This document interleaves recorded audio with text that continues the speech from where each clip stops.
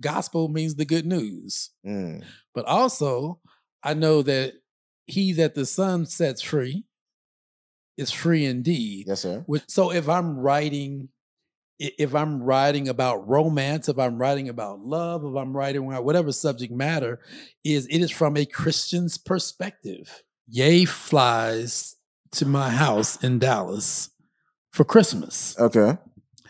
The following day, the next day, we having dinner at Kirk Franklin's house to have this conversation. And so the conversation with Kirk was, Kirk, gospel music is whack. Gospel music had stayed the same. It was no different until Stomp from 1973 Walter Hawkins. Why is that though? Because tradition. Right. So welcome to the Getting to the Truth podcast, where in a world full of noise, it's so important to have a truth that we can stand on. This week, we got a real artist with us today. Just had a song with Wale, Everybody Knows, with over 2 million streams. Has been the lead vocalist on the Sunday service for a while now. Just had a recent feature on Kanye West's album Donda. We got the world famous Tony Williams with us today. God bless. Thank you for being here. I know it's been a long day. Fresh out the studio. You just came out the studio. You I don't know if I could talk about this, but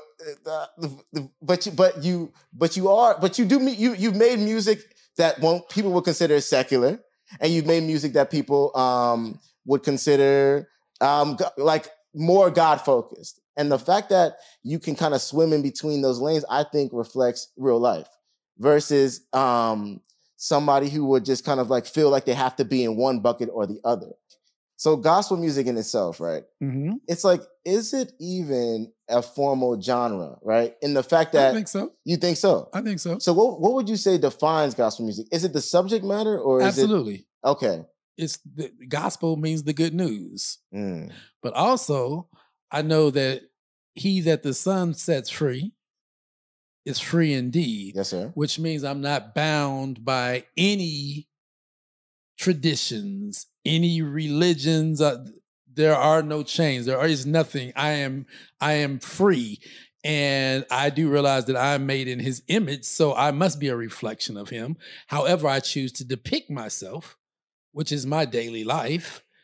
And hearing you talk about this, if you speak on your creative process, because that freedom that you talk about is really what I feel every artist should feel. Okay. But I know for a fact that every artist doesn't necessarily feel that freedom especially when we're speaking about like being an artist who's Christian. Right. What is your creative process? Because I think that artists could take some notes from it as far as like, just like making music. Probably just from the time that I've known you, I can tell a little bit about your upbringing. Okay. That there were parents, that there was a loving household, and you were taught values. 100%. And you were taught the difference between right and wrong. When I started making music, I knew that I would never write or sing or perform a song that I would be uncomfortable with riding in the car with my grandmother and the song coming on. And that's just based on values that I was instilled in. I was taught the difference between right to wrong, to love and to be a good person. And so outside of that, anything that I do, God's, our mission, our charge is to spread the gospel of Jesus Christ as effective as we can. Yes. And how do we spread that gospel? One thing is just by being an example. Yeah. And so if I'm conscious of being if I'm a conscious example of him in my everyday walk, then my everyday happenings are a reflection of him. So if I'm writing, you asked about my creative process, that in and of itself is my ministry. So if I'm writing if I'm writing about romance, if I'm writing about love, if I'm writing about whatever subject matter is, it is from a Christian's perspective. So if I'm a Christian, is the music that I make not Christian music? If I'm an example, if I'm a living example, my daily walk, my ministry is by being a reflection of him. 100%. And I love the freedom. I love the freedom. I'm wondering, are the constraints in the category in the categorizing of it then? I wonder if some artists feel the constraints due to the fact that you can sometimes be labeled a gospel artist. Do you feel like you've been labeled a gospel artist and you feel like you have like? I don't think so. It's very funny because a recent person that a writer, well, I think it was I don't know if it was a Rolling Stone. It was referencing the Donda album and it referred to me as the gospel singer Tony Williams. Obviously, that writer didn't know anything about my entire body of work. Yes.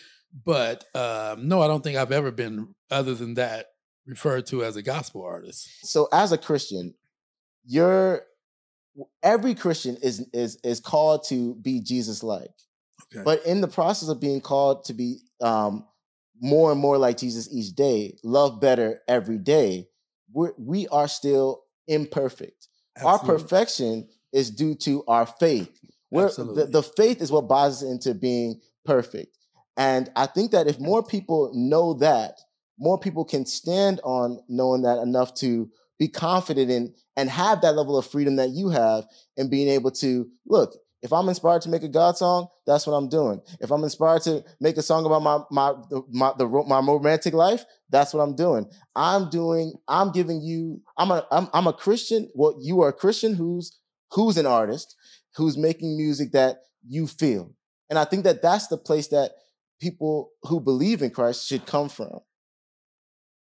God gave everybody a gift, and I believe that when everybody functions in God's purpose, in alignment with who they are, walking in their gift, that is one of the best ways you can connect with God, because you're walking out. God made you, and you're walking out who you're supposed to be. So when you make a song, and I'm driving in my car playing Everybody Knows, playing Donda, and I'm blessed by these songs, inadvertently, the king, like, God, let your will be done.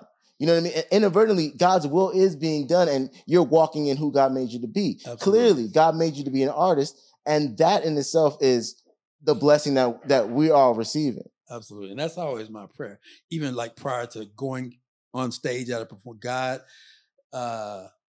you didn't have to choose me. Thank you. And being grateful that you chose me. What is your charge for me?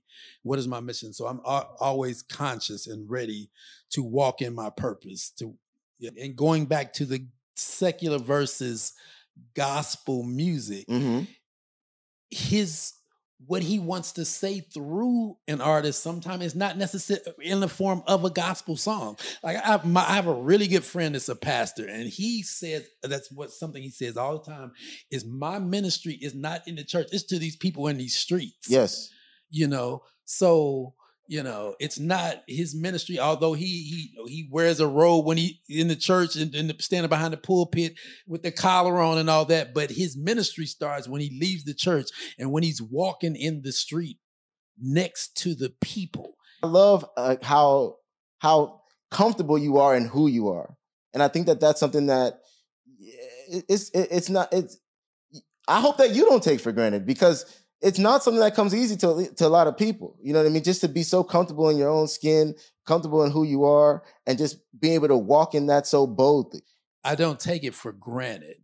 Please. And so it comes across, and I think that's that becomes my what do you call it? My superpower. Superpower. You took the words out of my mouth. It becomes my superpower once I'm in my creative process, because I have so many things to draw from. I've been asked, what legacy would I want to leave? Great question. As an artist. And my response is always, I want to be remembered as the person that gave you permission to be who you are, to be a free being, a free spirit. Because I feel like we all need permission. Now, some of us have the ability to give ourselves that permission. But we all need permission. And I'll give you an example by giving permission. Mm-hmm. My children, who are young adults now, probably your age. Okay. The first 13, 14 years of their life, they knew me as their dad that had long dreadlocks down their back, down his back. Yeah. So for many years, I wore dreads. So, but when I started wearing dreads was in the year, was 1992, September. Wasn't even here. But here's the thing about it. It was not a cultural craze. One time in particular, in line at the chicken place, I don't know if it was Kentucky Fried Chicken or whatever, but I was in line to get some food. And I can remember feeling somebody behind me looking at my hair, and I turned around and people were looking at it like, is this nasty, unkempt thing, because they didn't understand. We fear things that we don't understand. We understand the judgment, but talk about how did you feel in that? I felt that this person is ignorant, but I'm free, and because you aren't, it has no effect over my freedom. That's a superpower. That's my superpower. That's a superpower. But what happened was, subsequently, 1993. A few more people caught on. By 94, 95, it was starting to make its presence into it was a mainstream. Yeah, it became more mainstream. And then by now, my dreads are very mature dreads, and I'm starting to see young teenagers because someone else had given them permission, man, to say this is cool. Yeah. If you notice, I have something that I've done for a few years now. I'm very comfortable. Some people look at it and they make a judge. Is he gay? Is he this? Is he that? Think what you will. This is my expression, and I'm comfortable in it. Doesn't matter what you think. Man. But I have given myself permission that it's cool with me. Did that just come just naturally? Or do you feel like, sometimes like when you have a gift, because that's how God wants us to function. God wants us to function and be free. Ultimately, we're free through Christ. We are made free, right? Well, is it not a man-made construct that men should not polish their nails? It's only nail polish. 100%. And thinking about, okay, so so I wonder if you're, because Kanye, I would say, is almost in that same bucket too, of someone who is also like boldly themselves. I wonder if it's just like a Williams family thing. It just comes in the family. Like, I don't know. That's crazy. But I would definitely agree in that and concur that you are someone who gives that permission to be free. And even from my connection with your music and connection with you, I'm inspired personally to definitely be more just bold in who I am. You know what I mean? And not like, and get more instinctual versus like being impressioned by whatever man-made constructs exist. And I love it. I love it. I love it. So, okay. But at the same time, as bold as I am, yes, to whether it be wear nail polish or a form of fashion that may not, and speaking of fashion, you got to remember, I mean, before I'll say our movement, yay. I mean, you remember the rappers were wearing big baggy jeans and jerseys. Yeah. Now you watch before the NBA game, as they come through the tunnel, it's like when you see Westbrook and all them, it's like they kind of look like us.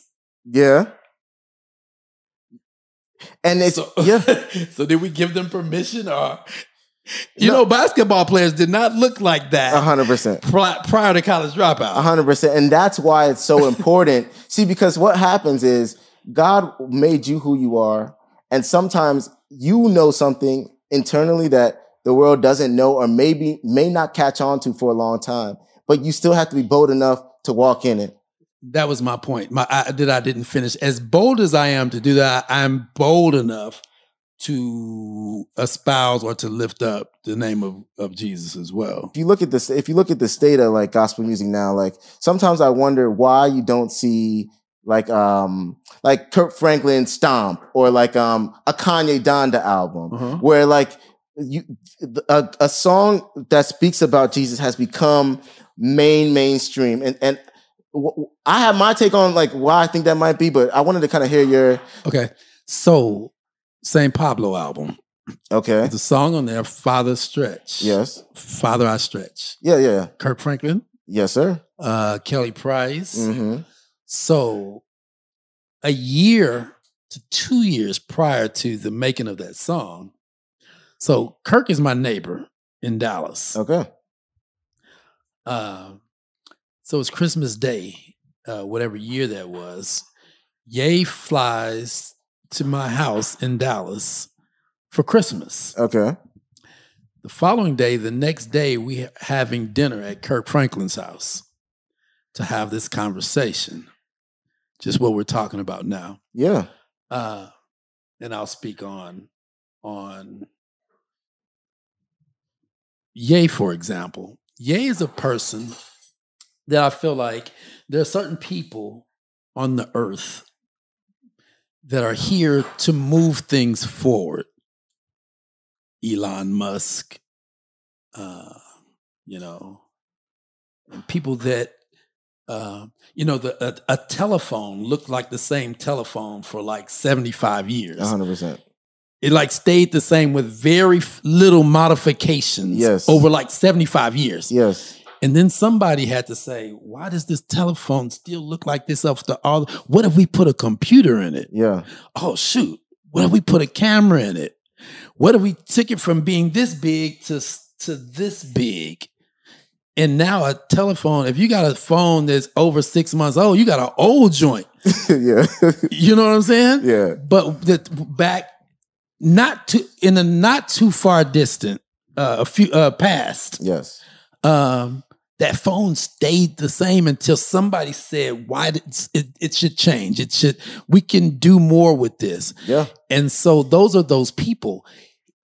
His gift is he sees aesthetics or beauty.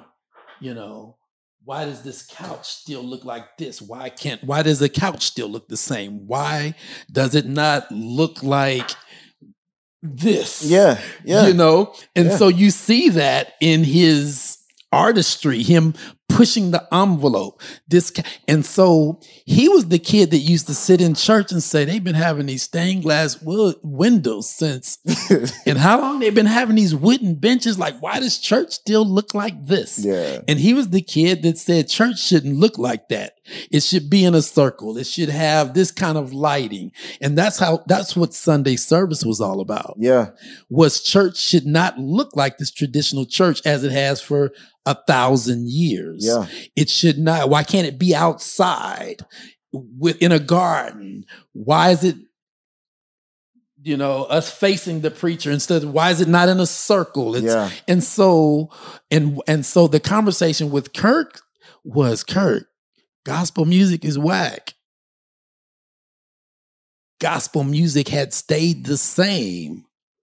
It was no different until Stomp from 1973, Walter Hawkins. Why is that though? Because tradition. Because somebody said that if you wear a red dress to church, that's the devil. Yeah. It's tradition. It's religion. Women can't wear red lipstick. Why did they say that? I wonder if more artists who felt free, we'd see more growth within the like Christian music space. I wonder if more artists had your superpower, if you'd see more growth. Because who knows? Because there's artists who make secular songs who probably would be more inspired if they didn't feel the pressure of what comes along with making that type of music, who may contribute to a Christian song that aren't contributing now. But we see change. You want the Donda album that you've contributed to, I think pushes the envelope. You know, there's a big argument right now because Donda is occupying so many of the positions on the gospel chart. So there's a complaint that, is it really a gospel album? And I don't even know the answer to that. But what I do know, let's go back, for example, let's go back to the album prior to that, to Jesus is King. Mm-hmm. We can go back a little bit. Yeah. First of all, as a result of Sunday service, how many new converts came to know Christ just because? And then to put out an album where that many people are speaking, because I believe there's power in the tongue, and I believe if you have 1 million people around the world audibly saying Jesus is King, that is putting something into the universe, that is actually activating something in the universe. It has to be. It has to be. So to argue the point, is this a gospel album or not? Or is this artist being effective in communicating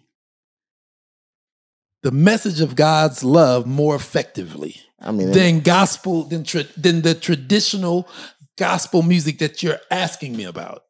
100%. And I would definitely say it's the latter, in that it's just effective. And I think when you look at like a Stomp, I think that you see those moments where like that envelope's pushed, and the success sometimes bothers those who are traditional, in the fact that they feel like I don't know what maybe they feel challenged or whatever, but I think that we need more of that. I know we need more of that. And I love what you're doing. And if there's one thing I think that people could take from this, it's just, like you said, to be inspired, to be free, to be you. You're free to be you. Who you are today is not perfect, just like no one else in this world is perfect. And you're free to walk in that boldly. You know what I mean? And thank you for leading the charge in that, for getting the dreads, you know, when it wasn't popular, for making music that you felt that you didn't know how it would be perceived. You just made it because you felt it, and you've been doing that for your whole life, and you're keep walking that out. Thank you. What about what's next for you? Like what can people expect, like what you got coming out? I got a new album coming out. It's a secular / mainstream project. Okay. There's not actually just did a record with one of the big names, new names upcoming in gospel / Christian music. It's a song that will be one that can live in the space of R&B, soul, gospel, CCM, or contemporary Christian. Okay. Not written in the form of traditional gospel music, but definitely identifiable as a song that speaks from a Christian's perspective as it concerns to a romantic relationship, which we as Christians have romantic relationships. So why couldn't we speak from our Christian perspective in a wholesome way about our romance? In fact, it's about a romance that has gone wrong. And it's about my frailties as a human that happens to be a Christian, and my apology for my wrongdoing that has hurt this partner in this romantic situation, which Christians have the same problems that non-Christians do. We have divorces, we have differences in our relationships, and because we are imperfect people. Yeah. So as a Christian artist, we can speak from that place. Man, and I mean, you can hear your heart in the song, and just in the description of the song, just like the fact that, you know, you basically don't want your partner to feel bad. Just the fact that that's where your heart comes from speaks on what matters. Just like a teacher can be a teacher who teaches on science or teaches on English, and a Christian who's a teacher, you can be a Christian who's an artist, not constrained to make Christian music. Well, music that specifically highlights God. Exactly. And that's the message right there. Right. Okay. Well, man, I think that this was great. Non-related to this at all. I'm not a singer. Don't care to be at all. But I do have some haters out here who say I can't sing. Okay. I just wanted to bust out a couple vocals for you. But no. But I want your genuine opinion. Okay. Because clearly I don't have any aspirations at all. I just want to settle this. Okay. Settle this dispute real quick. So I'm just gonna. And so I'm the judge, right? So you're the judge, and please, like, if you want to dead it, just dead it. If you say, you know what, if you got Simon Cowell on me, yo, that was trash. So I'm Sandman right now. I got a hook. Yes, sir. Okay, so I'm gonna hit some light real quick. Hold on.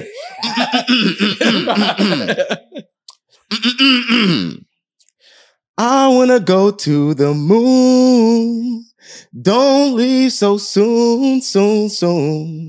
How did I get through? Tell me, how's it sound? Yeah. Honestly, I had the serious face on. I'm not serious about this at all. So let me know how you feel. Genuine take. My genuine take. For me, the definition of soul music. Okay. It's not about at the core of it. All right. Is the feeling. All right. Everybody can't feel that, and that's the most important thing. And you got the feeling. So when I started singing, I think there are people that are anointed to do this. They come out the womb and they just have this natural thing. I was a learned singer. Okay, I learned how to sing, but I always could feel it. I had the feeling before I understand tonal quality, the vocal control and agility, and the nimbleness of being a singer. But before that, all I had was the feel. I could feel like a singer before I could sound like one. Ooh. So that's the most important part. And I think you got it. So you think I feel like a singer? You feel like a singer. That's all I need to hear right there. In other words, I'm feeling it. There we go. I really appreciate that. And I will be saving this clip for any future haters. All right. Well, man, thank you so much for doing this. Thank you so much for sitting here. I really genuinely appreciate it. And I think that a lot of artists can take a lot from it. God bless you.